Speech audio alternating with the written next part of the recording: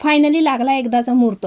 2 दिवस झाले हे शाबूचे तांदूळ मी भिजत घातलेले होते, पण 2 दिवस झालं करू शकत नव्हते कारण रस्त्याचं काम चालू होतं.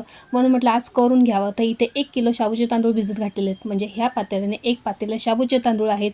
त्याच्या तिपटीने इथे मी पातेल्यामध्ये पाणी घातलेलं आहे आणि 1.5 चमचा मीठ टाकलं आणि चुलीवरती करणार आहे.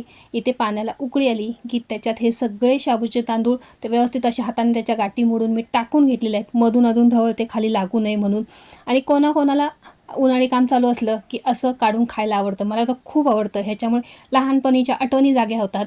तर चला, इथे मी अर्धा किलो बटाटा घेतलेला आहे. बटाट्याचे साल काढून बटाटेसुद्धा किसून घेतलेला आहे. तो बटाटासुद्धा त्याच्यामध्ये टाकलेला आहे आणि मस्त असं चुलीवरती मी आता सगळं शिजत ठेवलेलं आहे. शिजून थंड झालं की मग ते आता अशा पद्धतीने घालायला घेतलेलं. किती छान झालं आहे बघा. जिथे टाकेल तिथेच राहतं आहे, पसरत नाही आहे ते.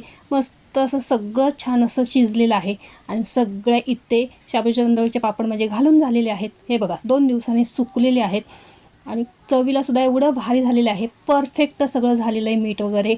आणि इथे तिसऱ्या दिवशी शाबूच्या तांदळाचे पापड मी तळलेले आहेत.